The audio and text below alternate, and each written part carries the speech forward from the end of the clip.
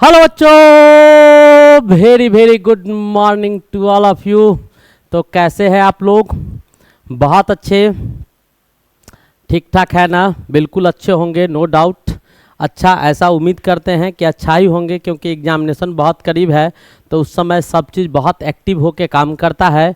तो चलिए, आज आपके बीच फिर से आपका प्यारा सा छोटा सा यूट्यूब चैनल शारदा क्लासेस पर एक प्यारा सा लेक्चर लेके केमिस्ट्री का उपलब्ध है, जो बहुत ही महत्वपूर्ण और बहुत ही ज़बरदस्त लेक्चर होने वाला है। तो आज जो हम केमिस्ट्री का लेक्चर आपको देने जा रहे हैं, इसमें आपको एक से एक बेहतरीन क्वेश्चन का संगम रखा गया है। एक से एक बेहतरीन क्वेश्चन का संगम है। जैसे आपको इलाहाबाद में गंगा यमुना सरस्वती का संगम है, जैसे पवित्र सभी चीज़ों का संगम होता है, वैसे ही इस लेक्चर में आपको पवित्र पवित्र कॉन्सेप्ट का संगम लाए हैं। जितने भी क्वेश्चंस हम लोग किए थे 8-10 सेट में, पहले जो क्वेश्चन 5-7-8 सेट मिलाकर जितना कंटेंट आपको दिया करते थे, उतना कंटेंट आज आपके बीच हम मात्र एक लेक्चर के बीच में लाए हैं। तो आप सोच सकते होंगे कि हम कैसे क्वेश्चन का संगम करके आपके बीच लेके आए हैं। तो चलिए, आज का ये लेक्चर स्टार्ट करते हैं बिना समय गंवाए हुए। तो चलिए, आज का ये लेक्चर हमारा जो चलने वाला है वो आपका बहुत ही प्यारा और खूबसूरत सा लेक्चर है। और हमारा पहला क्वेश्चन है, क्या कहता है कि जल का आयनिक गुणनफल यानी आयनिक प्रोडक्ट ऑफ वाटर का मान, यानी वाटर के आयनिक प्रोडक्ट का मान बेटा पूछ रहा है। हमने H+ के कंसंट्रेशन का मान कहीं एक बार निकाला, H+ के सांद्रण का क्या pH मान होगा, pH मान आपको वाटर का निकाल के दिखाएं, OH- का लिखाएं, OH- के एक सांद्रण का मान निकाल के दिखाएं। और कई एक बार मैंने आपको बताया कि ये क्या होता है, इसके वैल्यू क्या होते हैं, ये सब चीज़ निकालना। और बार बार कहते थे कि एक क्वेश्चन आएगा, एक क्वेश्चन आएगा। प्रत्येक केमिस्ट्री के 3 सेट में, अभी तक जितना सेट दिए हैं, प्रत्येक 3 सेट में एक सेट में आपको ऐसा क्वेश्चन ऑलरेडी आपको देखने को मिलता था, क्योंकि लगातार कई एक बार पूछा है। तो चलिए, इस क्वेश्चन को अटेम्प्ट करते हैं, क्या होगा। लेकिन उससे पहले आपको याद होगा क्या करना है बेटा। इसको भूलना नहीं है, इसको भूलना नहीं है, इसको भूलिए नहीं। नीचे से इसको भी दाबिए, यानी सब्सक्राइब कीजिए, लाइक कीजिए, शेयर कीजिए और कमेंट करना भी नहीं भूलना है। ये 4 काम आपको करना है, अदरवाइज टोटल काम हम पर छोड़ दीजिए। एग्जामिनेशन तो बेस्ट जाएगा ही जाएगा, नो डाउट। तो चलिए आगे बढ़ते हैं। तो कहता है कि जल का आयनिक गुणनफल क्या होगा। तो बेटा, जल को पहले आयंस के फॉर्म में आपको तोड़ना होगा। जल को जब आयंस के फॉर्म में तोड़िएगा, ये आयनिक कंपाउंड होता है, ये आपको पता है। जैसे ही ये टूटेगा तो H+ में टूट जाएगा और OH- में टूट जाएगा। H+ और OH- में आपका टूट जाएगा। अब इसके कंसंट्रेशन को लिखना है, इसका प्रोडक्ट का। तो H+ का कंसंट्रेशन और गुने OH- का कंसंट्रेशन जो होगा वो बेटा किसके बराबर होता है। तो 10 पे पावर -14 के बराबर होता है। कितना बराबर होता है? 10 पे पावर -14 के बराबर होता है। ये हम आप लोग को ऑलरेडी बता चुके हैं। तो आपको 10 पे पावर -7 ये जो दिया गया है, इसका मतलब है 10 पे पावर -7, इसका मतलब है 10 पे पावर -14। ये टाइपिंग मिस्टेक है। और ये इसका मतलब है 10 पे पावर -8 और इसका मतलब है 10 पे पावर 14। तो कौन सा ऑप्शन होगा? B is the correct option. B is the correct option. बहुत ही इंपॉर्टेंट था, आपको याद रखना होगा कि आयनिक प्रोडक्ट जो वाटर का होता है वो 10 पे पावर कितना होता है? -14 के बराबर होता है। कितना होता है? 10 पे पावर -14 के बराबर होता है। इस प्रकार पहला क्वेश्चन आपका क्या हो गया? बिल्कुल पास हो गया। बहुत ही सिंपल एंड बेस्ट, बहुत अच्छे क्वेश्चन थे। इससे पहले अगर मान लीजिए कि ये दिया हुआ है, आपको कभी कभी देगा कि आपको H+ का कंसंट्रेशन निकालने के लिए पूछ देगा। किसका पूछ देगा? H+ का कंसंट्रेशन आपको कभी कभी पूछ देता है। तो H+ का कंसंट्रेशन आपको पूछ देगा तो आपको क्या करेगा? तो OH- का कंसंट्रेशन आपको दे देगा। OH- का कुछ ना कुछ कंसंट्रेशन का वैल्यू आपको दे देगा। 0.01 दे दिया कि इतना है। H+ का आपको पूछ दिया, तो आप जानते हैं कि H+ गुने OH- जो होगा वो आपको कितना होगा? 10 पे पावर -14 हो जाएगा। तो यहाँ से H+ का ऐसे बहुत सारे क्वेश्चन करवाए हैं आपको। तो ये आपका क्या हो जाएगा? 10 पे पावर -14। अब बट्टा क्या हो जाएगा? OH का कंसंट्रेशन जो होगा सो OH- का। तब यहाँ पर डालिएगा तो 10 पे पावर -14 हो गया। और ये कितना आ गया? तो 10 पे पावर आपका 0.01 है, यानी 10 पे पावर आपका -2 है।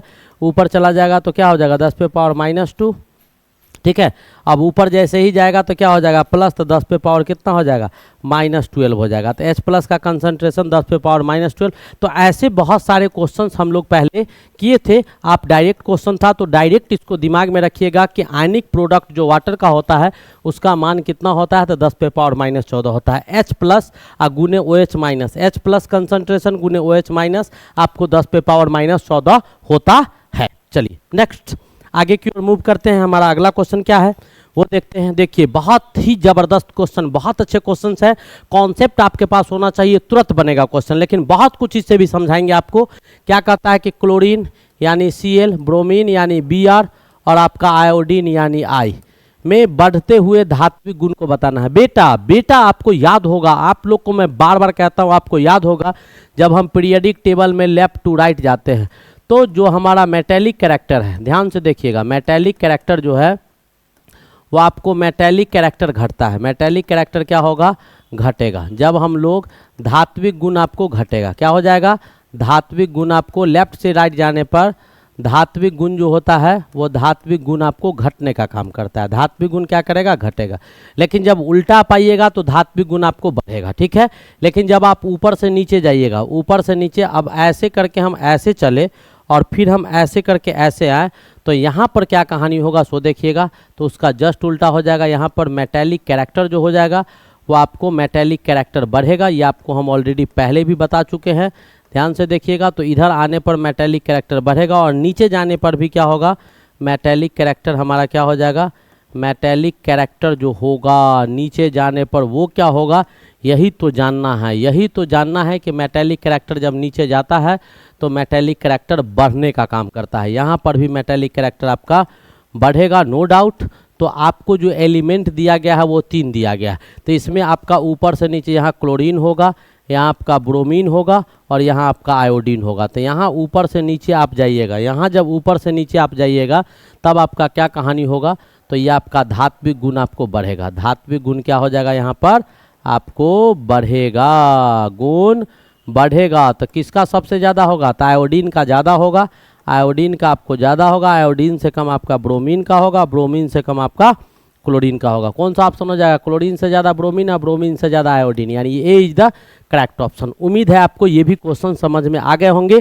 तो ऐसे भी आपको क्वेश्चन पूछा जाता है और जा सकता है, तो आपको समझ में आ गया होगा, नो डाउट।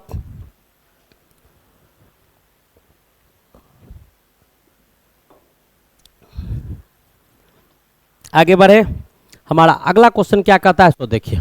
मेरा नेक्स्ट क्वेश्चन है, क्या कहता है कि निम्नलिखित में किस यौगिक में क्लोरीन है।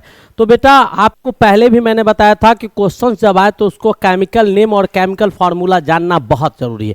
किसी भी क्वेश्चंस का केमिकल नेम और केमिकल फार्मूला आपको कॉमन में क्वेश्चन देता है, कॉमन नेम में उसका केमिकल नेम और केमिकल फार्मूला आप जानिएगा तो सब चीज़ बता सकते हैं उसके विषय में। मैं बार बार प्रत्येक लेक्चर में ये बात रिपीट करता हूँ। और केमिस्ट्री पढ़ने का बहुत ही सुदृढ़ और नॉलेज लेने का बहुत अच्छा तरीका है। तो आपके सामने दिया हुआ है हरा कशिश, इसको हरा थोथा भी कहा जाता है, ठीक है। इसको हरा थोथा या हरा तुतिया भी कहा जाता है।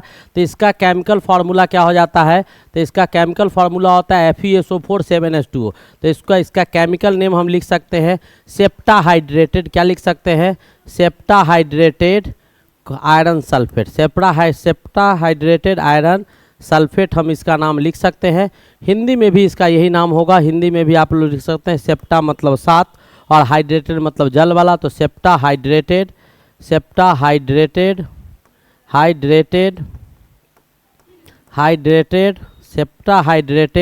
Iron sulphate, septahydrated iron sulphate, septahydrated iron sulphate आपका नाम हो जाएगा, ठीक है। ये आपका सेप्टाहाइड्रेटेड आयरन सल्फेट। ब्राइन क्या होता है, तो ब्राइन बेटा नमक और चीनी का जो घोल, नमक और पानी का जो घोल होता है उसी को ब्राइन कहा जाता है। नमक और पानी को मिलाते हैं तो ब्राइन होता है। और नमक का सूत्र क्या होता है, NaCl, concentrated solution of water plus water, यानी क्या, यानी जल प्लस नमक। जल प्लस नमक का जो मिश्रण होगा, जल प्लस नमक के जो सांद्रित मिश्रण होते हैं उसी को क्या कहा जाता है, तो ब्राइन कहा जाता है। उसी को क्या कहा जाता है, ब्राइन कहा जाता है, ठीक है। श्वेत कशिश इसको लिख सकते हैं सेप्टाहाइड्रेटेड, क्या लिख सकते हैं इसको हम, तो आसानी से लिख सकते हैं सेप्टाहाइड्रेटेड मतलब 7 गो वाटर, हिंदी में भी वही नाम होगा, यहाँ हम लिख के दिखा दिए हैं सेप्टाहाइड्रेटेड जिंक सल्फेट। सेप्टाहाइड्रेटेड क्या हो जाएगा, जिंक सल्फेट, ठीक है, सेप्टाहाइड्रेटेड जिंक सल्फेट। और तूतिया को क्या बोलते हैं, ब्लू विट्रोल कहा जाता है, जिसको नीला तूतिया भी कहा जाता है। कॉपर सल्फेट इसका फॉर्मूला होता है, कॉपर सल्फेट तूतिया होता है। अब आपको पूछ रहा है कि निम्नलिखित में से किस यौगिक में क्लोरीन है। मैंने सारे को तोड़ दिया, एक एक करके सबको तोड़ दिया, तो क्या आपको इसमें क्लोरीन नजर आ रहा है, तो नहीं सर। FeSO4 7H2 इसमें क्लोरीन नजर आ रहा है, बिल्कुल सर। एलर्जिक इसमें क्लोरीन नज़र आ रहा है, तो नहीं सर। और इसमें क्लोरीन नहीं आ रहा है, तो नहीं सर। ऐसे आपको मैं जब मिटा दूं, इन सारे पार्ट को आपको हटा दूं जो मैंने समझाया है, तो आप इस क्वेश्चन का जवाब नहीं दे पाएंगे, उसमें आप असक्षम हो जाएंगे। ये आपको ऑब्वियसली पता होना चाहिए, तो आपको ये समझ में आ रहा होगा। नेक्स्ट क्वेश्चन की ओर मूव करते हैं। हमारा अगला क्वेश्चन क्या कहता है, ऑक्सीकारक पदार्थ है। ऑक्सीकारक पदार्थ है यानी जो ऑक्सीडाइजिंग एजेंट है। तो ऑक्सीडाइजिंग एजेंट क्या करेगा, दूसरे को ऑक्सीडाइज करवाएगा, अपने आप को क्या करवाएगा, रेड्यूस करवाएगा। ऑक्सीकारक है, क्या कहता है कि ऑक्सीकारक है, ऑक्सीडेंट। ऑक्सीडेंट कहा जाता है ऑक्सीकारक को। तो ऑक्सीकारक है, क्या है, ऑक्सीकारक है, ठीक है, यानी दूसरे को ऑक्सीडाइज करवाएगा। दूसरे को क्या करवाएगा, ऑक्सीडाइज करवाएगा। इसको ऑक्सीडाइजिंग एजेंट भी कहा जाता है, ठीक है, ऑक्सीडाइजिंग एजेंट भी कहा जाता है। मैंने इससे पहले लेक्चर में भी एक क्वेश्चन करवाया था। इससे क्वेश्चन आपको रिडॉक्स से एक क्वेश्चन निश्चित रूप से रहता है। यह आपका ऑक्सीकृत तत्व है, इसको हम लोग ऑक्सीकृत तत्व भी बोलते हैं। क्या बोलते हैं, ऑक्सीकृत तत्व भी हम लोग इन सबको बोलते हैं, नो डाउट। ये आपका ऑक्सीकृत तत्व है। तो ऑक्सीकृत तत्व दूसरे को ऑक्सीडाइज करवाएगा, तो अपने आप को रिड्यूस करवाएगा। जो दूसरे को ऑक्सीडाइज करवाएगा, तो ऑक्सीडाइजिंग एजेंट सिंपली डेफिनेशन लिख सकते हैं, that oxidise other by reducing themselves. By reducing themselves, अपने आप को क्या करवाएगा, रेड्यूसिंग देमसेल्फ, यानी अपने आप को देमसेल्फ्स, अपने आप को अवकर्णित करवाकर दूसरे को ऑक्सीडाइज करवाएगा। अपने आप को अवकर्णित करवाकर दूसरे को ऑक्सीकृत करेगा। क्या करेगा, ऑक्सीकृत करेगा। तो अपने आप को क्या करेगा, ऑक्सीकृत करेगा, ठीक है। अपने आप को क्या कर लेगा, तो अपने आप को रिड्यूस करवाएगा। तो जब कोई भी चीज़ रिड्यूस करेगा, तो इलेक्ट्रॉन को क्या करेगा, गेन करेगा। दूसरे को ऑक्सीडाइज करवाना है, इट मीन्स क्या, दूसरे से इलेक्ट्रॉन को लेना है। इलेक्ट्रॉन लूज करेगा दूसरा आदमी। जैसे आपको बार बार एक वर्ड मैं याद दिला रहा हूँ, अनगिनत बार बोर्ड पर लिख चुका हूँ, लियोजर, इस वर्ड को नहीं भूलेगा। इसका मतलब होता है कि लॉस ऑफ इलेक्ट्रॉन जब होगा तो ऑक्सीडेशन हो जाएगा, ऑक्सीकरण हो जाएगा। गेन ऑफ इलेक्ट्रॉन जब हो जाएगा तो ये आपका रिडक्शन हो जाएगा। ये क्या हो जाएगा, अवकरण हो जाएगा या अपचयन हो जाएगा। तो इलेक्ट्रॉन आपको दूसरे को ऑक्सीडाइज करवाना है, तो दूसरे से इलेक्ट्रॉन को खींचना है। तो दूसरे के इलेक्ट्रॉन को खींचिएगा तब जब आप इलेक्ट्रॉन को लीजिएगा। तो आप जब दूसरे से इलेक्ट्रॉन को लीजिएगा, तो आप इलेक्ट्रॉन ग्रहण कीजिएगा, वो इलेक्ट्रॉन लूज करेगा। तो ऑक्सीकारक पदार्थ क्या होगा, तो इलेक्ट्रॉन को जो ग्रहण करेगा वही आपका ऑक्सीकारक पदार्थ होगा। नो डाउट आपको समझ में आ गया होगा। बहुत ही बेहतरीन क्वेश्चन था, मैंने डिफाइन भी कर दिया है इंग्लिश हिंदी दोनों में। नेक्स्ट क्वेश्चन की ओर मूव करते हैं। और हमारा अगला क्वेश्चन आज का क्या है, बहुत ही इंपॉर्टेंट और बहुत अच्छा क्वेश्चन है। ऐसे क्वेश्चंस आपको बराबर आते रहते हैं, इससे पहले भी हमने ऐसा क्वेश्चन बताया था। आज जो क्वेश्चन है हमारे पास क्या कहता है, निम्न में से किस में सहसंयोजन एवं आयनिक बंधन। सहसंयोजन का मतलब होता है बेटा कोऑर्डिनेट बॉन्ड, ठीक है, कोऑर्डिनेट बॉन्ड। और आयनिक बॉन्ड भी पाया जाता है। कौन सा बॉन्ड, आयनिक बॉन्ड, दोनों वर्तमान में पाए जाते हैं। और इससे पहले जो हम क्वेश्चन करवाए थे उसमें 3 गो बॉन्ड था। एक आपका कोवैलेंट बॉन्ड था, ये भी क्वेश्चन हम करवा चुके हैं, जिसको संयोजन बंधन कहा जाता है या संयोजन बंधन कहा जाता है, ठीक है। इसका कहानी करवाए थे। और आपको इसी कंपाउंड में ऐसा ही कंपाउंड था बिल्कुल। और आपका कोऑर्डिनेट बॉन्ड भी था, कोऑर्डिनेट बॉन्ड, जिसको सहसंयोजन बंधन कहा जाता है, सहसंयोजन बंधन कहा जाता है, ठीक है। और मैंने एक चीज़ और करवाया था आपको, आयनिक बॉन्ड, ठीक है, जिसको आयनिक बंधन कहा जाता है। क्या कहा जाता है, आयनिक बंधन कहा जाता है। तो ये 4 यौगिक आपको दिए गए हैं। तो जरा सा आपके सामने स्ट्रक्चर है, आपको दिखाई दे रहा होगा कि कौन सा बॉन्ड बनाता है। तो मैं आपको बता दूं इसमें कि नाइट्रोजन ये आपका अमोनियम सल्फेट है, NH4 आपका Cl दिया हुआ है, NH4Cl, इसका आंसर आपका NH4Cl होगा। कैसे, वो जरा ध्यान से देखिएगा। यहाँ पर नाइट्रोजन का नाइट्रोजन का एटॉमिक नंबर 7 होता है, इलेक्ट्रॉनिक कन्फिग्रेशन लिखिएगा तो 2 और 5 हो जाता है, यानी इसके वैलेंस इलेक्ट्रॉन वास्तव इलेक्ट्रॉन इसमें कितना हो जाता है 5, और इसकी संयोजकता जो हो जाती है वैलेंसी जो होगा वो आपको 3 होता है। वैलेंसी क्या होता है, संयोजकता आपका 3 होता है। संयोजकता इसका कितना हो जाता है, तो इसके संयोजकता आपको 3 होते हैं, तो 3 बॉन्ड बनाता है। तो आप देखिएगा नाइट्रोजन और हाइड्रोजन ये दोनों शेयर करके एक एक इलेक्ट्रॉन, ये शेयर करके, ये शेयर करके, तो इसमें आपको कोवैलेंट बॉन्ड इसमें कितने बन रहे हैं ध्यान से देखिएगा। तो जो कोवैलेंट बॉन्ड है वो आपको कितना बन रहा है, तो एक ये आपका ये बॉन्ड कोवैलेंट है, ये बॉन्ड कोवैलेंट है, और ये बॉन्ड कोवैलेंट है। ये 3 का 3 बॉन्ड आपका शेयरिंग ऑफ इलेक्ट्रॉन से बन रहा है, इधर इधर इधर। ये तीनों बॉन्ड आपका कौन सा बॉन्ड है, तो कोवैलेंट बॉन्ड है, जो आपका संयोजन बंधन है। तो एक इलेक्ट्रॉन हाइड्रोजन का, एक इलेक्ट्रॉन इसका, दोनों मिलकर, क्योंकि एक बंधन के निर्माण में 2 इलेक्ट्रॉन की आवश्यकता होती है, और दोनों इलेक्ट्रॉन जिस एलिमेंट और एटम के बीच में बनता है उसमें एक एक का पार्टिसिपेशन होता है। एक इलेक्ट्रॉन एक एलिमेंट देता है और दूसरा दूसरे एटम या दूसरे एलिमेंट देते हैं जिसके बीच बॉन्ड बनता है। तो शेयर करके इलेक्ट्रॉन जब बनता है तो शेयरिंग ऑफ इलेक्ट्रॉन से आपको कोवैलेंट बॉन्ड बनते हैं, इलेक्ट्रॉन का संयोजन होता है। कोऑर्डिनेट बॉन्ड में ये जो आपका 3 बॉन्ड है और ये जो आपका लोन पेयर दिखाई दे रहा है जो 5 वैलेंसी था, तो यही लोन पेयर मिलके इसके साथ ही बॉन्ड बनाता है।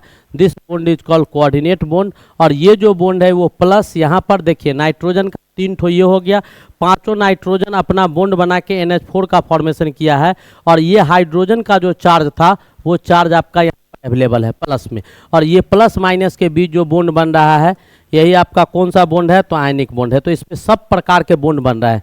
आयनिक बॉन्ड आपको कौन बन रहा है वो मैंने दिखा दिया, यहाँ पर कोऑर्डिनेट बॉन्ड दिखा दिया, और यहाँ पर 3 ठो। तो ये आपका कितना बॉन्ड बना, तो ये आपके कितने बॉन्ड बने, तो 3 ठो आपका कोवैलेंट बॉन्ड बना, एक आपका कौन सा बॉन्ड बना, कोऑर्डिनेट बॉन्ड बना, और एक आपके आयनिक बॉन्ड बने। तो आपको समझ में आ गया होगा कि NH4Cl में 3 प्रकार का बंधन बनता है। आपको 2 ही प्रकार पूछ रहा था, इससे पहले भी हम 3 प्रकार का बिल्कुल सेम क्वेश्चन ऐसा ही करवा चुके हैं।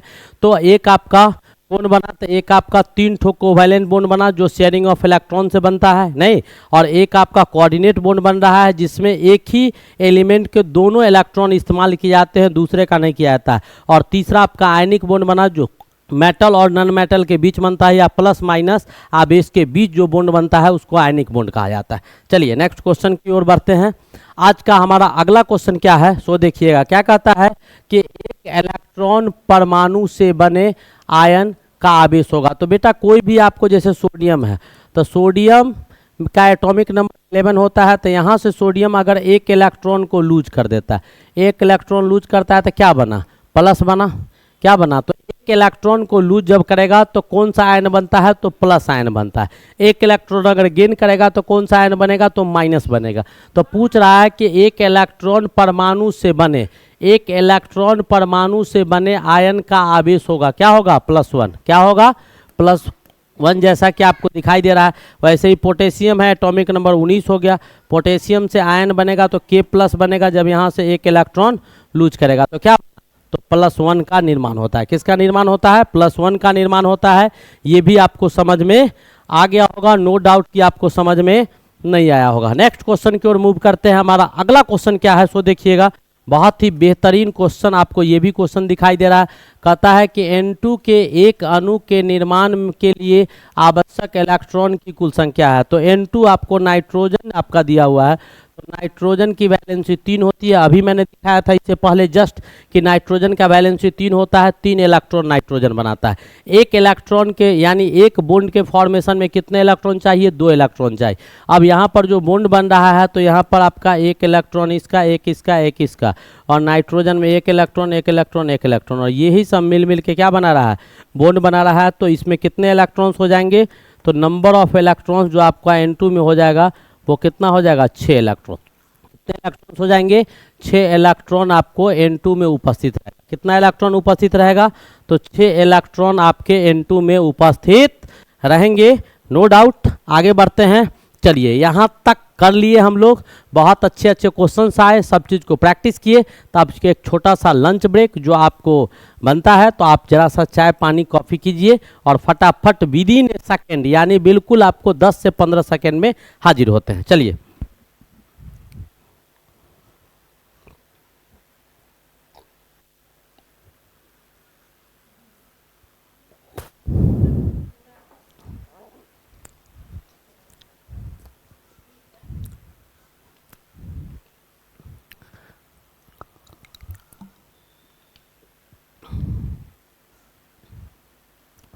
तो चलिए उपस्थित हैं आपके बीच अगले क्वेश्चन के लिए। चलिए नेक्स्ट क्वेश्चन हमारा क्या है, हमारा अगला क्वेश्चन है, क्या कहता है किसी परमाणु, क्या कर रहा है, किसी परमाणु का परमाणु द्रव्यमान 39 दिया हुआ है।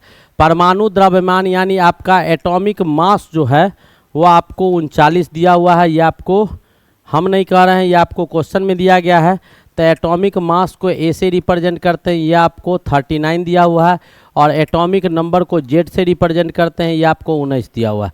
आपको पता चल रहा होगा कौन सा होगा, तो ये पोटेशियम होगा बेटा, 19 और 40 वाला पोटेशियम होगा। ठीक है, आपको परमाणु में इलेक्ट्रॉन, प्रोटॉन और न्यूट्रॉन का संख्या पूछ रहा है। पहले किसका, तो इलेक्ट्रॉन, उसके बाद किसका, प्रोटॉन, और उसके बाद किसका, न्यूट्रॉन। तो इलेक्ट्रॉन कितना होगा, तो नंबर ऑफ प्रोटॉन्स आपको एटॉमिक नंबर के बराबर होगा, और वो कितना दिया हुआ है 19, तो 19 को प्रोटॉन हो जाएगा।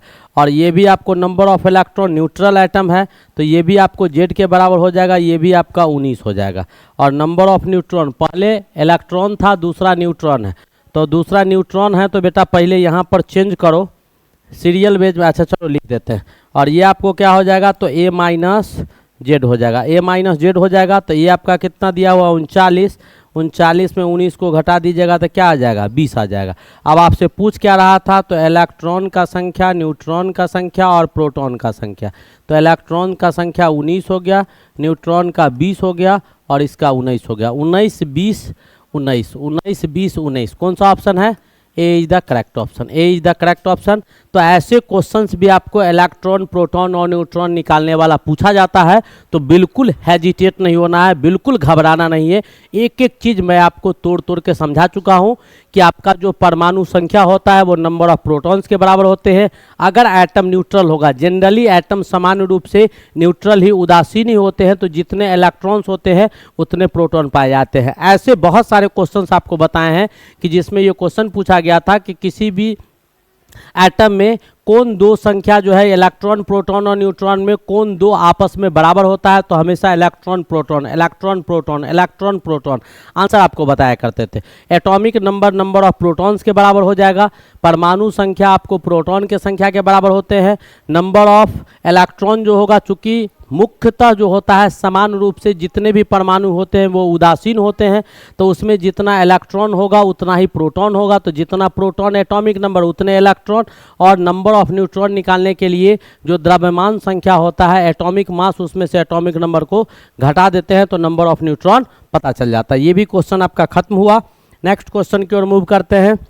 और अगला क्वेश्चन हमारा क्या कहता है, दाब एवं क्या, ताप एवं दाब की समान स्थितियों में, यानी टेम्परेचर कांस्टेंट दिया हुआ है, समान स्थिति है, ठीक है, और आपको क्या दिया हुआ है, तो प्रेशर भी आपको क्या दिया है, कांस्टेंट दिया है। शॉर्ट फॉर्म हम लिखते हैं कि दोनों आपका समान है। में सछिद्र बर्तन, सछिद्र बर्तन यानी आपको कोई बर्तन लिया गया है जिसमें बहुत सारे होल्स है, बहुत सारे क्या है, छिद्र है, तो इसमें आप छिद्र कीजिएगा। तो जैसे मान लीजिए कि बहुत सारे इसमें होल्स दिए गए हैं, ऐसे आपको बर्तन ले लिया गया है। कहता है में से हाइड्रोजन और ऑक्सीजन, हाइड्रोजन और ऑक्सीजन के विसरण के वेगों का अनुपात है। तो जैसे ही आपको बर्तन में छेद कीजिएगा, आप जैसे ही बर्तन में होल्स कर दीजिएगा, वैसे ही यहाँ से हाइड्रोजन और ऑक्सीजन गैस बाहर निकलना शुरू करेगा। तो हाइड्रोजन और ऑक्सीजन गैस जो यहाँ से बाहर निकलेगा, तो दोनों का स्पीड क्या होगा, किस गति से हाइड्रोजन और किस गति से ऑक्सीजन गैस इसमें से बाहर निकलेगा, वही आपको इस क्वेश्चन में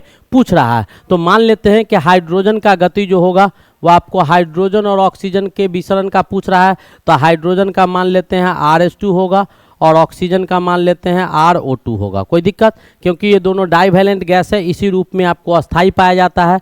तो ये आपको किसके बराबर हो जाएगा, तो मास किसका, यहाँ पर इन्वर्सली प्रोपोर्शनल है तो मास किसका O2 का बट्टा मास किसका H2 का। अब यही रेशियो आपसे पूछा जा रहा था, तो जैसे ही निकालिएगा तो मास O2 का कितना होगा, तो ऑक्सीजन का मास बेटा 16 होता है और 2 ऑक्सीजन है तो 16 गुने 2 कितना हो जाएगा, 32 हो जाएगा। तो ऊपर में कितना हो जाएगा, तो ऊपर में आपका 32 हो जाएगा, ऊपर में कितना हो जाएगा, तो 32 हो जाएगा। तो ऊपर में आपका 32 हो गया और नीचे मास हाइड्रोजन का, तो हाइड्रोजन का मास बेटा 1.008 होता है, जिसको हम लोग 1 मानते हैं। H2 लीजिएगा तो गुने 2 कर दीजिएगा तो 2 हो जाएगा। अब इसको काट दीजिए, कितना हो गया 16। अब इसको काटिएगा तो कितना होगा 4, 16 हो गया। तो 16 का क्या लिख सकते हैं, 4 गुने 4 बटा 1 यानी क्या 4:1, 4:1 हो जाएगा। तो मास ये इसका 4:1 आपका आ गया मास, तो RH2 बटा RO2 यही पूछ रहा था 4:1। This is your answer, this is your answer. उम्मीद है समझ में आ गया होगा, बहुत सिंपल क्वेश्चन था। ताप और क्या कहता है टेम्परेचर, गैस का जब कभी भी चर्चा होगा बेटा, बार बार चिल्ला चिल्ला के कहते हैं कि जब कभी भी गैस का चर्चा होगा तो टेम्परेचर प्रेशर दोनों हैंड होते हैं उसके, ठीक है, उसका चर्चा होना ही होना है। तो टेम्परेचर प्रेशर कांस्टेंट कर दिए। अब विसरण का वेग पूछ रहा था, हाइड्रोजन और ऑक्सीजन का हम फॉर्मूला जानते थे किसका, RH2 और RO2 जो होगा निकलेगा तो किस दर से निकलेगा, तो 4:1 के दर से निकलेगा, यानी हाइड्रोजन ज़्यादा निकलेगा और आपका ऑक्सीजन कम निकलेगा। वैसे भी हाइड्रोजन रेयर गैस होता है, हल्का होता है, वो निकलता ही है, ठीक है। नेक्स्ट क्वेश्चन, अगले क्वेश्चन की ओर मूव करें। तो हमारा आज का अगला क्वेश्चन क्या है, कहता है कि आवर्त सारणी के समान आवर्त के तत्वों में समान होते हैं। आवर्त सारणी का जो समान आवर्त होगा उसमें आपको समान होगा, क्या समान होगा, तो समान आवर्त कहने का मतलब ये है कि आपको पीरियड सेम हो जाएंगे, पीरियड क्या हो जाएंगे, सेम हो जाएंगे। और सेम पीरियड में आपका समान क्या होगा, तो सेल का संख्या बेटा समान होगा, समान आवर्त। तो मान लो कि आपका ले लेते हैं थर्ड पीरियड, क्या ले लेते हैं, तीसरा पीरियड। तो कोष और सेल का संख्या, जैसे मान लो कि हम पीरियड नंबर 2 लेते हैं, ध्यान से देखिएगा, हम चेक कर लेते हैं। पीरियड नंबर 2 ले लेंगे तो पीरियड नंबर 2 में हमारा एलिमेंट जो होता है वो आपका लिथियम होता है, लिथियम के बाद बेरिलियम होता है, बोरॉन होता है, कार्बन होता है, नाइट्रोजन होता है, ऑक्सीजन होता है, फ्लोरीन होता है और नियॉन होता है। अब चेक कीजिए कि इसमें क्या है, इसका एटॉमिक नंबर 3, इसका एटॉमिक नंबर 4, 5, 6, 7, 8, 9 और 10। इसका इलेक्ट्रॉनिक कन्फिग्रेशन जब लिखिएगा तो 2 और 1, और इसका लिखिएगा तो 2 और 2, इसका लिखिएगा 2, 3, इसका 2, 4, इसका 2, 5, इसका 2, 6, इसका 2, 7 और इसका 2, 8। इस सब में n का जो मान आया, नंबर ऑफ सेल्स जो आ गए, नंबर ऑफ सेल्स या ऑर्बिट जो आ गया, वो इसमें कितना है 2 गो Kl, और इसमें भी क्या है Kl, इसमें भी Kl, Kl, Kl, Kl, Kl और Kl, यानी टोटल नंबर ऑफ सेल क्या हो गया, 2 हो गया। कितना हो गया, 2 K और L। तो कहता है कि आवर्त सारणी के समान आवर्त के तत्वों में समान होता है, नंबर ऑफ सेल समान होता है। तीसरा का लिखिएगा तो KLM आ जाएगा, तीसरा का लिखिएगा तो क्या आ जाएगा, KLM आ जाएगा। मैं आपको उसका भी दिखा देता हूँ 1-2, तो आपको समझ में आ जाएगा। जैसे आपका पीरियड 3 अगर लीजिएगा तो पीरियड 3 में आपका क्या हो जाएगा, लिथियम का सोडियम हो जाएगा, मैग्नीशियम हो जाएगा, एल्युमिनियम हो जाएगा, सिलिकॉन हो जाएगा। अब इसका लिखिएगा तो 11, 12, 13, 14 एंड सो ऑन, ऐसे बढ़ेगा। इससे पहले वाले लेक्चर में हम दिखा चुके हैं। तो इसका 2, 8 और 1 हो जाएगा, ये 2, 8 और 2 हो जाएगा, 2, 8 और 3 हो जाएगा, 2, 8 और 4 हो जाएगा। कितना आ गया, KLM 3 को आ गया। कितना आ गया, 3 आ गया। तो बराबर क्या होगा, तो कोष या सेल की संख्या बराबर हो जाएगा। तो चौथा में अगर जाएगा तो उसमें 4 गो होगा KLMN, यानी चौथा पीरियड में KLMN। पांचवा जब होगा तो KLMNO, ऐसे करके लिखेंगे। तो ऐसे करके आपको बदलते रहेगा। तो आवर्त सारणी जो होगा, तो आवर्त सारणी के समान आवर्त, ये आपका आवर्त सारणी कहने का मतलब पीरियडिक टेबल दिया हुआ है, और आवर्त कहने का मतलब पीरियड दिया हुआ है, ठीक है, वर्ग नहीं दिया है। तत्वों के समान होते हैं, क्या होते हैं, तो नंबर ऑफ सेल्स आपको समान होते हैं। ये आपको समझ में आ गया होगा। नेक्स्ट क्वेश्चन की ओर हम मूव कर रहे हैं। हमारा अगला क्वेश्चन क्या कहता है, कहता है एक परमाणु की मुख्य क्वांटम संख्या निरूपित करती है। एक परमाणु, क्वांटम संख्या क्या होता है बेटा, पहले ये आपको जानना होगा कि क्वांटम संख्या क्या होता है, और उसके बाद आपको एक एक करके आगे बढ़ना होगा कि क्वांटम संख्या के बाद आपको एक एक करके कॉन्सेप्ट जानना होगा कि क्या सब होगा और क्या नहीं होगा, वो आपको जानकारी में होना चाहिए। ठीक है, तो क्वांटम संख्या क्या होता है, जरा सा थोड़ा सा हिंट हमारे तरफ से आपको, मैं आपको थोड़ा सा कोशिश करता हूँ क्वांटम संख्या समझाने का। वैसे 11th क्लास के जो बच्चे होंगे वो एटॉमिक स्ट्रक्चर में क्वांटम संख्या को पढ़े होंगे, तो जरा सा आप क्वांटम संख्या को हमसे पढ़ लीजिए, मज़ा ही आ जाएगा। ठीक है, क्वांटम संख्या क्या होगा, क्वांटम नंबर्स क्या होते हैं, जरा सा मैं इसको समझा दूं। तो क्वांटम संख्या जो होगा वो क्वांटम संख्या क्या आ जाएगा, वो हमको पढ़ना है। तो क्वांटम संख्या आपको कैसे निकाला जाता है, तो क्वांटम संख्या एक ऐसा संख्या होता है जिस संख्या की मदद से हम इलेक्ट्रॉन को ढूंढ पाने में सक्षम हो पाते हैं। इलेक्ट्रॉन को ढूंढ पाने में इलेक्ट्रॉन के पोजीशन को, इलेक्ट्रॉन के लोकेशन को पता लगाने के लिए कि कहाँ पर इलेक्ट्रॉन है, कौन सा इलेक्ट्रॉन कहाँ उपस्थित है, ये पता लगाने के लिए जिस संख्या का उपयोग हम लोग केमिस्ट्री में करते हैं उसी को क्या कहा जाता है, क्वांटम संख्या कहा जाता है। उसी को क्या कहा जाता है, क्वांटम संख्या कहा जाता है। अब उसको हम लोग कैसे करते हैं, तो लिख सकते हैं as we know to search a particular person in the world. ठीक है, जैसे ही as we know to search, ध्यान से देखिएगा, as we know to search a particular person, SEARCH, search a particular person in the world, person in the world क्या कहता है कि विश्व में, आपको क्वेश्चन मैं एक दे रहा हूं कि आपको एक विश्व में, पूरे विश्व में एक आदमी को ढूंढना है, एक आदमी को ढूंढ के लाना है। जैसे मैंने आपको कहा कि पूरे विश्व में जाइए और एलमंड डिसूजा नाम के एक आदमी को ढूंढ के लाइए, तो उसके लिए आपको 4 चीज़ों की आवश्यकता होगी। 4 थिंग्स आर रिक्वायर्ड, यानी 4 चीज़ों की आवश्यकता होगी। और वो 4 चीज़ क्या आवश्यकता होगा, तो पूरे दुनिया से अगर आदमी को ढूंढना है तो उसके लिए आपको 4 चीज़ चाहिए, जिसमें पहला चीज़ आपको क्या चाहिए, तो पहला आपको पता होना चाहिए कंट्री, किस कंट्री में वो आदमी रहता है वो आपको पता होना चाहिए। देश पता हो जाना चाहिए, क्योंकि भारत का नाम कुछ और होता है, अमेरिका का कुछ और होता है, ब्रिटेन जर्मनी का कुछ और होता है। तो आपको सबसे पहले उसका जानकारी किसका होना चाहिए, देश का होना चाहिए, किस देश से वो आदमी बिलोंग्स करता है और उस देश के किस शहर में रहता है। देश के बाद आपको जिस देश में है तो उसमें बहुत सारे शहर होते हैं और शहर के किस एरिया में रहता है, यानी एरिया ऑफ द सिटी, शहर के किस एरिया में रहता है, और उसके बाद उसका हाउस नंबर। ये 4 चीज़ आपको चाहिए। पहला नंबर चीज़ क्या चाहिए कि कंट्री पता होना चाहिए, कंट्री यानी किस देश का नागरिक है। उसके बाद आपको नगर पता होना चाहिए कि किस नगर का वो वासी है, और नगर में क्षेत्र पता होना चाहिए। नगर में क्षेत्र पता होना चाहिए कि मुजफ्फरपुर शहर में है तो मुजफ्फरपुर हमारा सिटी है। डिस्ट्रिक्ट है तो उस डिस्ट्रिक्ट में कहाँ है, तो उस डिस्ट्रिक्ट में आपको अघोरिया बाजार चौक के आमगोला रोड में, या कहीं भी कुछ भी आप एड्रेस दे सकते हैं, मिठनपुरा में है तो कहीं। और उसके बाद उसका हाउस नंबर, गृह संख्या जो होगा वो आपको पता होना चाहिए। आप डायरेक्ट उस आदमी को ढूंढ पाएंगे। वैसे ही आपको कहता है कि 4 आइडेंटिफिकेशन की आवश्यकता होती है। ठीक है, to locate the position of an electron in an atom. ठीक है, to locate the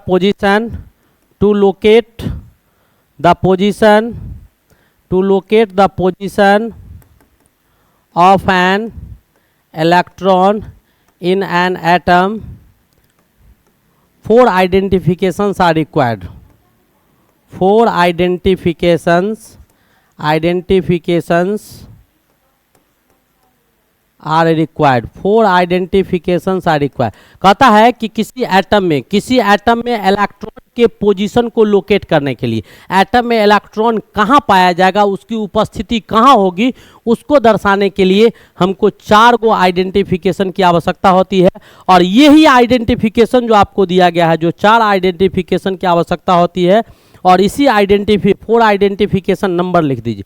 4 identification number are required. 4 आपको चिन्हित संख्याओं की आवश्यकता होगी, और यही 4 चिन्हित संख्या जो आपको दिया गया है, यही 4 आइडेंटिफिकेशन नंबर को क्वांटम नंबर कहा जाता है।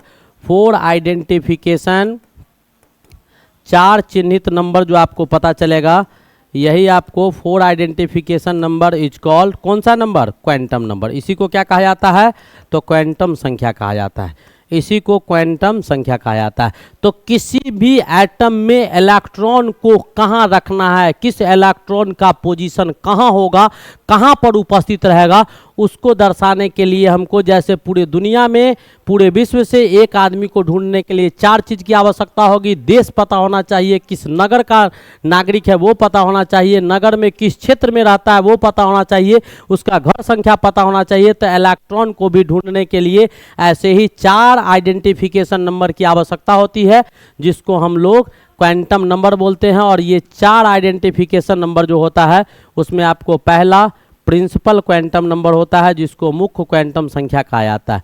प्रिंसिपल क्वांटम नंबर हमारा पहला होता है, ठीक है, प्रिंसिपल क्वांटम नंबर हमारा पहला होता है, जिसको मुख्य क्वांटम संख्या कहा जाता है। क्या कहा जाता है, मुख्य क्वांटम संख्या कहा जाता है, मुख्य क्वांटम संख्या आपको कहा जाता है पहला का। दूसरा आपका एजीमुथल क्वांटम नंबर होता है, एजीमुथल क्वांटम नंबर होता है। क्या होता है, एजीमुथल आपका क्वांटम नंबर होता है, ठीक है, एजीमुथल क्वांटम नंबर आपका दूसरा हो गया। तीसरा जो होता है, 4 आपके क्वांटम नंबर होते हैं, तीसरा आपका मैग्नेटिक क्वांटम नंबर और चौथा आपका स्पिन क्वांटम नंबर, ठीक है। तीसरा आपका मैग्नेटिक क्वांटम नंबर, तीसरा जो होगा वो आपका चुंबकीय क्वांटम संख्या होगा, मैग्नेटिक क्वांटम नंबर होगा, तीसरा आपका मैग्नेटिक क्वांटम नंबर होगा, ठीक है, क्वांटम नंबर होगा, और चौथा आपका स्पिन क्वांटम नंबर होगा। कौन सा क्वांटम नंबर होगा, स्पिन क्वांटम नंबर, घूर्णित क्वांटम संख्या, घूर्णित क्वांटम संख्या, ये आपको 4 होना चाहिए।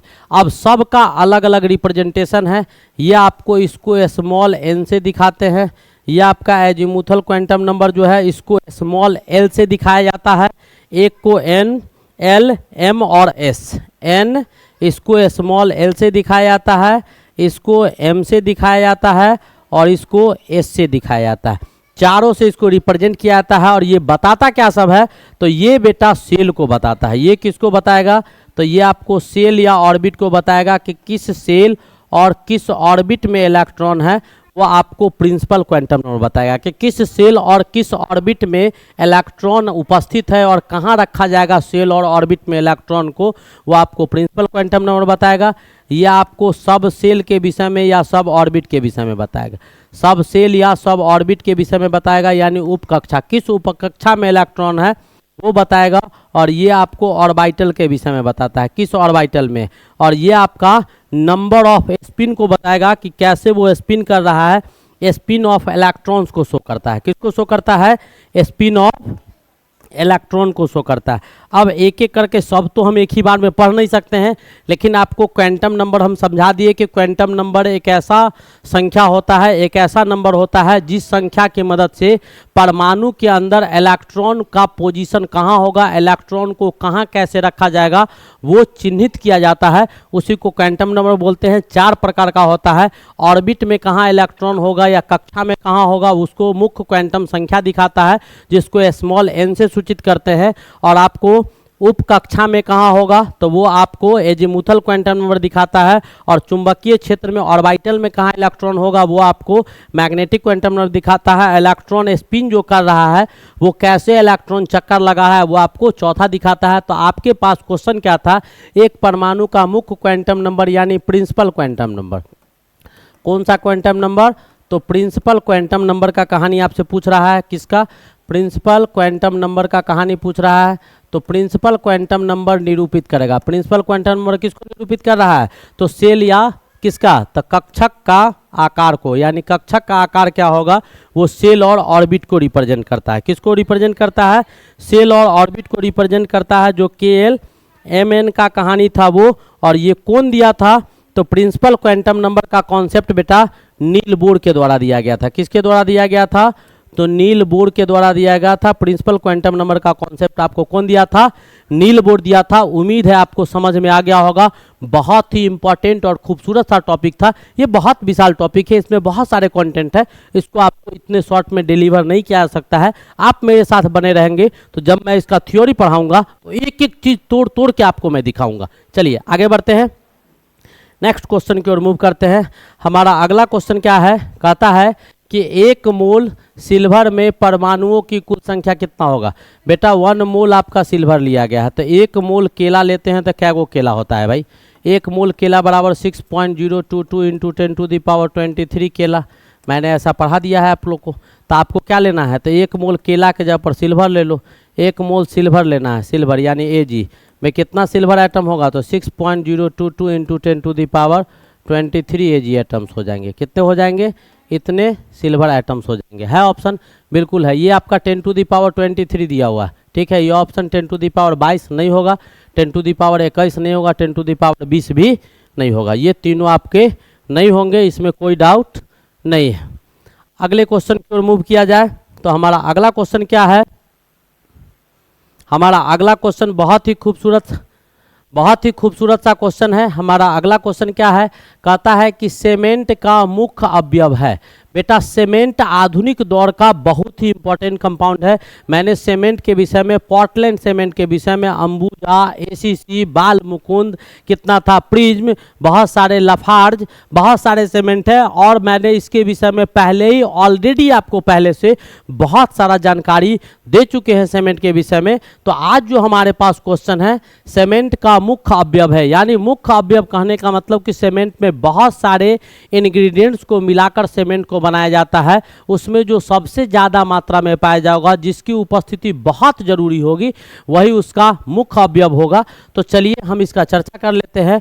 तो सीमेंट, बेटा सीमेंट में आपको कैल्शियम ऑक्साइड, सिल्वर ऑक्साइड और एल्युमिनियम ऑक्साइड, ये 3 तरह के ऑक्साइड्स आपको पाए जाते हैं, जिसमें सबसे ज़्यादा उपस्थिति कैल्शियम ऑक्साइड का होता है, जो 60 से 67% पाया जाता है। 60 से 67% आपको क्या पाया जाता है, तो कैल्शियम ऑक्साइड पाया जाता है। जिसमें डाई कैल्शियम सिलिकेट, कैल्शियम जो होता है वो डाई कैल्शियम सिलिकेट के फॉर्म में आपका Ca2SiO4 आपका 26% पाया जाता है। उसके बाद ट्राई कैल्शियम सिलिकेट जो है Ca3SiO5 जो है वो आपको 51% पाया जाता है। और ट्राई कैल्शियम एल्यूमिनेट जो होता है वो Ca3Al2O6 आपको कितना पाया जाता है, 11% पाया जाता है, ठीक है। और इसमें SiO2 यानी सिलिका ऑक्साइड और एल्युमिनियम ऑक्साइड का जो अनुपात होता है वो मात्र 2.5 से लेके 4 के बीच होता है। यानी सिलिका ऑक्साइड और एल्युमिनियम का अनुपात 2.5 से लेके 4 के बीच में होता है। तो आपको इससे ये क्लियर हो गया होगा। आप जरा गौर से देखेंगे तो इन दोनों, ये तीनों में आपको क्या है, कैल्शियम उपस्थित है। और कैल्शियम ऑक्साइड वैसे भी आपको कितना 60 से 67% पाया जाता है। तो die calcium silicate 26%, try calcium silicate आपको 51% और आपको ट्राई कैल्शियम एल्यूमिनेट जो है वो आपको 11% पाया जाता है। कितना परसेंट, 11%। तो इस चारों में सबसे ज़्यादा तो ये तो पाया नहीं जाता है। क्वेश्चन बहुत आसान था, इतना समझाना नहीं था। ये तीनों तो कहीं से दूर दूर तक है ही नहीं। तो हमारे पास है क्या, तो calcium oxide. This is your correct option, this is your correct option. उम्मीद है ये भी क्वेश्चन आपको समझ में आ गया होगा। बहुत अच्छा क्वेश्चन था, नो डाउट कि क्वेश्चन खराब था। हम अगले क्वेश्चन की ओर मूव करते हैं। अगला क्वेश्चन हमारा क्या है, जरा ध्यान से देखिएगा। ये आपका कैलकुलेशन का क्वेश्चन है लेकिन बहुत आसान। जब आपके समझ में क्वेश्चन आएगा तो आप कहिएगा वाह सर क्या बात है, मिनटों में उड़ा दिए। देखिए क्या कहता है कि कार्बन आपका सॉलिड फॉर्म में है, ऑक्सीजन गैस है। जब केमिकली रिएक्ट करता है तो कार्बन डाइऑक्साइड गैस बनाता है और इतना किलो कैलोरी एनर्जी वहाँ से बाहर निकलता है। बिल्कुल सही बात है, हम इसको इधर लिख लेते हैं। कार्बन सॉलिड फॉर्म में और ये जब रिएक्ट कर रहा है तो आपको CO2 गैस बना रहा है और इससे एनर्जी जो रिलीज होता है वो 94.4 किलो कैलोरी एनर्जी आपको इससे बाहर निकल रहा है। ये आपको दिया हुआ है, सीधी सी बात है। अब आप क्या कीजिएगा स्टोइचियोमेट्री का, तो सिंपल यहाँ पर कार्बन दिया हुआ है, तो सिंपल जो कार्बन आपको यहाँ पता चल रहा है, जो कार्बन आपको यहाँ दिया गया है, इसका आप अगर मास लिखिएगा तो कार्बन का मास बेटा कितना होता है, 12 ग्राम। ठीक है, तो 12 ग्राम कार्बन को क्या कहता है कि 1.2 ग्राम कार्बन को हवा में जलाने पर प्राप्त होगा। तो 12 ग्राम जब कार्बन को, इससे दिखाई दे रहा है कि 12 ग्राम कार्बन को जलाते हैं तो इतना एनर्जी बाहर हो रहा है। यानी इससे ये पता चल रहा है कि 12 ग्राम कार्बन को हवा में जलाने पर, हवा में जलाने पर क्या हो रहा है, हवा में जलाने पर कितना एनर्जी रिलीज हो रहा है, तो 94.4 किलो कैलोरी एनर्जी आपको बाहर निकल रहा है। 12 ग्राम कार्बन को हवा में जलाते हैं तो 94.4 किलो कैलोरी एनर्जी आपको बाहर निकल रहा है। ठीक है, 1.2 कार्बन देख रहा है तो 1 ग्राम कार्बन को हवा में जलाने पर कितना हो जाएगा, तो 94.4 बट्टा 12 किलो कैलोरी एनर्जी आपको रिलीज होगा। तो कितना दिया हुआ है, तो 1.2 ग्राम कार्बन को हवा में जलाने पर कितना रिलीज होगा, तो 94.4 upon 12 into 1.2 kilo calorie release होगा। इसको बाहर कीजिएगा, 10 आएगा, 12 से 12 कट गया, 10 से भाग दीजिएगा, तो 9.44 किलो कैलोरी एनर्जी आपको रिलीज होगा। कितना, तो 9.44 किलो कैलोरी एनर्जी क्या होगा, आपको रिलीज होगा। तो उम्मीद है आपको ये भी क्वेश्चन समझ में आ गया होगा। बहुत ही बेहतरीन और बहुत अच्छा क्वेश्चन था, नो डाउट कि आपको क्वेश्चंस खराब थे। आगे बढ़ा जाए, अगले क्वेश्चन की ओर मूव करें, अगले क्वेश्चन की ओर मूव करें। हमारा अगला क्वेश्चन क्या है, सो देखिएगा। क्या कहता है कि विद्युत अपघटन यानी इलेक्ट्रोलाइटिक रिडक्शन जब करवाएंगे, ठीक है, में निम्न में से किस पर ऑक्सीकरण होता है। तो बेटा इलेक्ट्रोलाइसिस जब करवाते हैं तो हम एक ही कंटेनर में करवा रहे हैं इलेक्ट्रोलाइसिस। तो इसमें क्या लिया जाता है, 2 इलेक्ट्रोड्स लिए जाते हैं, 2 आपके इलेक्ट्रोड लिए जाते हैं। जैसे आपका ये आपका मान लो कि ये आपका जनरली आपको कैथोड होता है। 2-3 चीज़ मैं आपको बता दूं, जरा ध्यान से देखेंगे तो आपको समझ में आएगा। इसके लिए 2 चीज़ तो आप जानिए। एक आपका ये वर्ड आपको याद रखना होगा, लोन, इसका मतलब होता है लेफ्ट, लेफ्ट मतलब बाएं, लेफ्ट मतलब क्या, बाएं, ठीक है। ओ का मतलब हुआ ऑक्सीडेशन, ओ का मतलब हुआ ऑक्सीडेशन, ऑक्सीडेशन का मतलब ऑक्सीकरण, ऑक्सीकरण, ठीक है। और ए का मतलब हुआ एनोड, ए का मतलब क्या हुआ, एनोड, इसका मतलब हुआ एनोड। और एन का मतलब क्या हुआ, निगेटिव, एन का मतलब क्या हुआ, निगेटिव, निगेटिव मतलब ऋणात्मक, क्या होगा, ऋणात्मक, ठीक है। ये आपको याद रखना होगा। तो लेफ्ट साइड में जो लिखा जाएगा वो आपको एनोड होगा। तो चलिए ये इलेक्ट्रोड जो आपको इधर है ये आपका क्या होगा, एनोड होगा, वो हम पहले ही आपको समझा दिए, ठीक है। एनोड पर क्या होगा, तो ऑक्सीडेशन होगा। इस पर जो क्रिया होगी वो ऑक्सीडेशन का क्रिया होगा। किसका क्रिया होगा, ऑक्सीडेशन का क्रिया होगा। किसका क्रिया होगा, तो ऑक्सीडेशन का क्रिया होगा, ठीक है। और ऑक्सीडेशन में इलेक्ट्रॉन क्या किया जाएगा, लूज किया जाएगा। हाँ, ऑक्सीडेशन ये क्या होता है, एनोड आपका निगेटिव होता है, तो ये आपके निगेटिव होंगे। तो पूछ रहा है कि विद्युत अपघटन में से निम्न में से किस पर ऑक्सीकरण होगा। तो एनोड पर हो रहा है। एनोड कैसा है, तो ऋणोद है, यानी निगेटिव इलेक्ट्रोड है, इसीलिए इसको क्या कहा जाता है, निगेटिव इलेक्ट्रोड को ऋणोद कहा जाता है। तो इस पर इलेक्ट्रॉन यानी ऑक्सीकरण का क्रिया जो इलेक्ट्रोलाइसिस में हो रहा है वो कहाँ हो रहा है, एनोड पर हो रहा है। ये वर्ड को याद रखिएगा। मैक्सिमम क्वेश्चंस आपको लोन लेफ्ट साइड, इसको हमेशा एनोड को लेफ्ट साइड लिखते हैं, इसको राइट साइड लिखते हैं। तो इस पर आपका ऑक्सीडेशन का क्रिया होता है और इस पर आपका किसका क्रिया होता है, तो रिडक्शन का क्रिया होता है। किसका क्रिया होता है, तो रिडक्शन का क्रिया होता है। यहाँ इलेक्ट्रॉन लूज करेगा, ऐसे इलेक्ट्रॉन यहाँ से लूज किए जाएंगे और इलेक्ट्रॉन एनोड से कैथोड की ओर जाएगा। इसमें डाला जाता है वो आपको कंटेनर के अंदर, इसको हम लोग क्या इलेक्ट्रोलाइट बोलते हैं। क्या बोलते हैं, इलेक्ट्रोलाइट बोलते हैं। और यहीं से जब इलेक्ट्रॉन का फ्लो ऐसे होगा तो इलेक्ट्रिक करंट का फ्लो आपका उल्टा होता है, ठीक है। समझ में आ गया इलेक्ट्रोलाइसिस।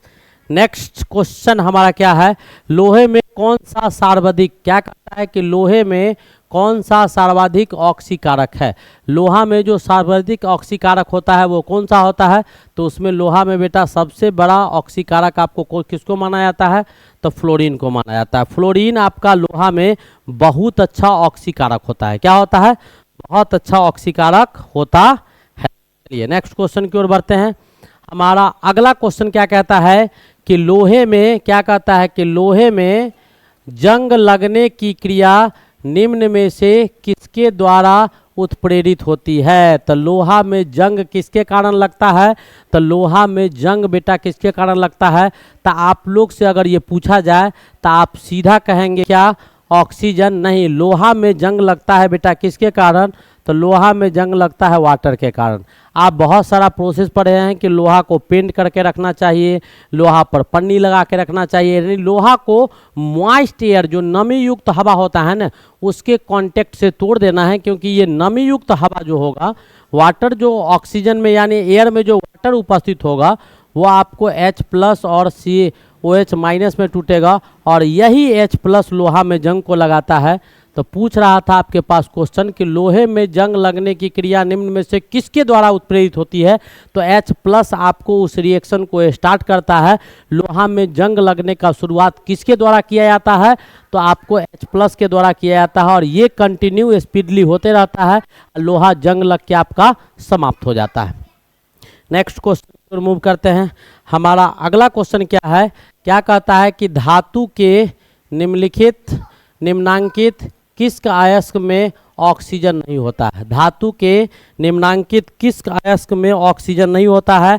आपके पास ऑप्शन दिया हुआ है और ये क्वेश्चन को आप कैसे बनाएंगे जरा सा सोचिएगा तभी आपसे बनेगा, अदरवाइज आपको नहीं बनेगा। तो ऐसे में ऑक्सीजन किसके पास नहीं होगा वो आपको ढूंढना होगा। तो वो बेटा आपको कैसे पता चलेगा, मैंने पहले भी कहा था कि किसी भी कंपाउंड का केमिकल नेम जानो। जैसे इससे पहले मैंने एक क्वेश्चन करवाया है कि किसमें क्लोरीन पाया जाता है। ब्राइन में क्लोरीन पाया गया था क्योंकि कंसंट्रेटेड सॉल्यूशन ऑफ वाटर और सॉल्ट इज कॉल्ड ब्राइन। नमक और पानी का सांद्रित विलयन ही ब्राइन कहलाया था और वहाँ पर सबका हम कहानी आपको दिखाए थे। तो बॉक्साइड ओर का आपको क्या करना होगा, सूत्र लिखना होगा। सारे जितने भी आपके ओर दिए गए हैं वो सारे ओर का सूत्र लिखना होगा। तो बॉक्साइड का सूत्र क्या होता है, Al2O3 2H2O। अब सब का सूत्र लिखिए। बॉक्साइड का सूत्र क्या होगा, Al2O3 2H2O। ये आपका बॉक्साइड का फॉर्मूला हो गया। एल्युमिनियम ऑक्साइड यानी डाइहाइड्रेटेड एल्युमिनियम ऑक्साइड हो गया। अब आपको बॉक्साइड के बाद क्रायोलाइट का सूत्र लिखना होगा। तो सब का सूत्र आपको लिखना होगा, जब तक आप नहीं लिखेंगे तब तक आपको समझ में नहीं आ सकता है। और क्या है हमारे पास, तो डोलोमाइट है। और हमारे पास क्या है, तो डोलोमाइट है। तो डोलोमाइट का सूत्र लिखिए, लिख लिए। ये सब आपको पढ़ाए हैं। डोलोमाइट का क्या सूत्र लिखे, डोलोमाइट का CaCO3 MgCO3 CaCO3 MgCO3। Calcium carbonate और मैग्नीशियम कार्बोनेट आपको डोलोमाइट का सूत्र होता है। मैलेकाइट का सूत्र लिखिए, तो CuCO3 CuOH2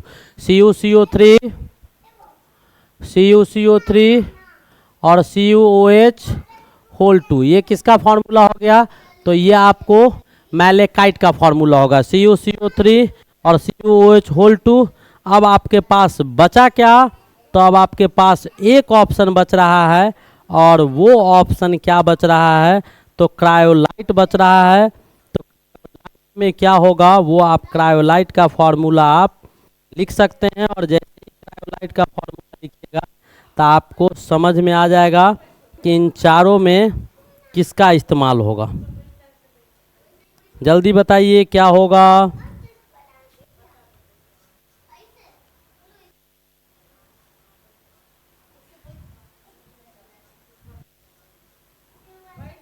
ऐसे क्वेश्चंस आप लोग को बेटा करवाए हैं।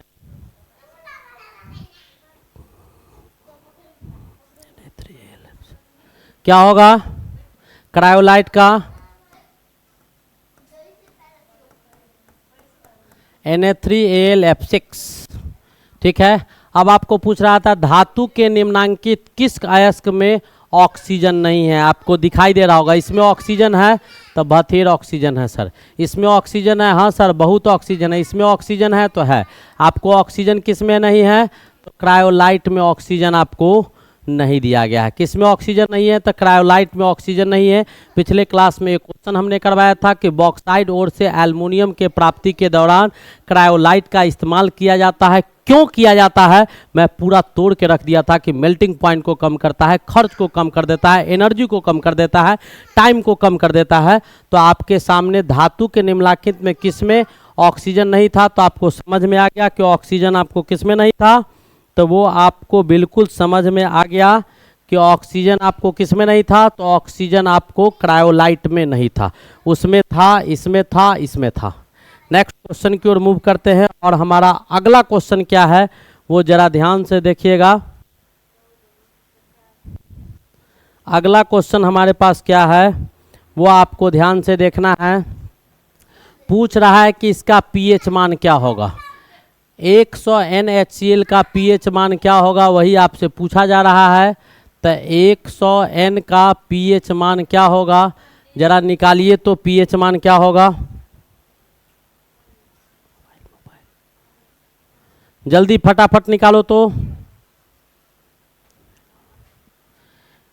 100 NaCl, यानी ये आपका बेटा नॉर्मेलिटी दिया हुआ है, आपको पीएच मान पूछ रहा है। मोलरिटी का वैल्यू निकालिए, पीएच मान अभी बताए हैं। H प्लस का कंसंट्रेशन OH माइनस का कंसंट्रेशन का वैल्यू आपको दिखाया गया था, कितना दिखाया गया था वो आपको समझ में आ गया होगा। फटाफट दिखाओ, एक लाइन का क्वेश्चन है, फटाफट दिखाइएगा, एक लाइन का क्वेश्चन है। देखते हैं कौन बच्चा सबसे पहले इसको शो करता है, कौन सा बच्चा सबसे पहले इसको बनाएगा, वो देखा जाएगा।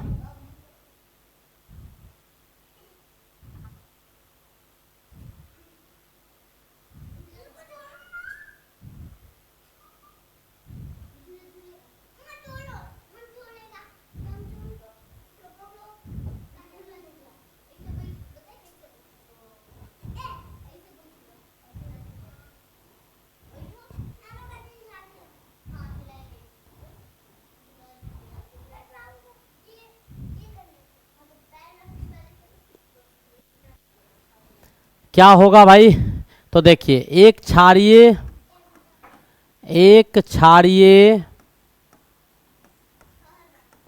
अम्ल में क्या होता है, नॉर्मेलिटी जो होता है वो बेटा मोलरिटी के बराबर होगा। नॉर्मेलिटी जो होगा वो मोलरिटी के बराबर होगा।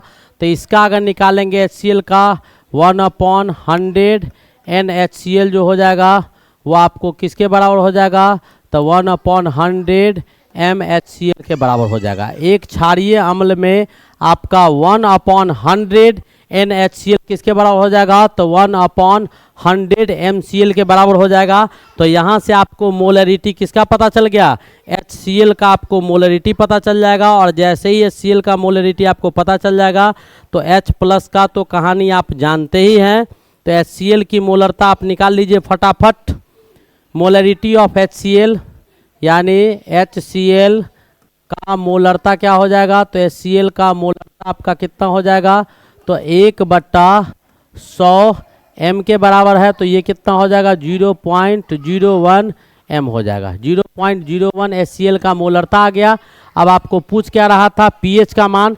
तो H प्लस का आपका कितना वैल्यू होता है, तो H प्लस का कितना हो जाता है, तो 0.01 M आपका। H प्लस का भी कंसंट्रेशन कितना होता है, तो 0.01 होता है, ये आप जानते होंगे। और फटाफट वैल्यू को डालिए, pH मान इसका निकाल दीजिए। तो इसका H प्लस कितना हो गया M। अब यहाँ से pH बराबर क्या हो जाएगा, तो pH का फॉर्मूला हम कहीं एक बार बताए हैं। pH बराबर क्या होगा, तो pH बराबर हो जाएगा minus log concentration of H plus. तो माइनस लॉग कंसंट्रेशन, यहाँ पर बेस 10 होता है, H प्लस कितना दिया हुआ है, इतना। तो इसको लिख सकते हैं 1/100 बराबर 10⁻⁻2 M हो जाएगा। बराबर क्या हो जाएगा, तो 10⁻⁻2 10⁻⁻2 ये हो जाएगा। अब ये माइनस बाहर आएगा तो -1 गुने 2 -2 बराबर क्या हो जाएगा, log 10 बेस 10 हो जाएगा। तो ये क्या हो जाएगा, 2 गुने log 10 बेस 10 1 हो जाएगा। तो आंसर क्या आ जाएगा, तो 2 आ जाएगा। इसका कंसंट्रेशन कितना आ गया, 2 आ गया। कैसे निकाले, 100 NaCl घोल का pH मान, 100 NaCl घोल का pH मान था। तो एक क्षारीय अम्ल में आपका क्या होता है कि नॉर्मेलिटी आपको किसके बराबर होता है, तो नॉर्मेलिटी आपको बराबर हो जाता है किसके, मोलरिटी के बराबर। तो 1/100 NaCl बराबर 1/100 MHCl के बराबर हो गया। तो HCl का मोलरता क्या हो गया, तो 1/100, इसको 0.01 लिख सकते हैं। H प्लस का कंसंट्रेशन 0.01, यहाँ से आपका ये आ गया। यहाँ से pH का मान निकालना था, pH बराबर क्या होता है, ये फॉर्मूला आपको याद रखना होगा। pH बराबर क्या होता है, तो pH बराबर minus log H plus concentration base 10, H plus 10⁻⁻2 था। डाल दिए, लॉग को सॉल्व किए, आंसर हमारे पास क्या आ गया, 2 आ गया। तो इस प्रकार आपका एक देखिए बन गया।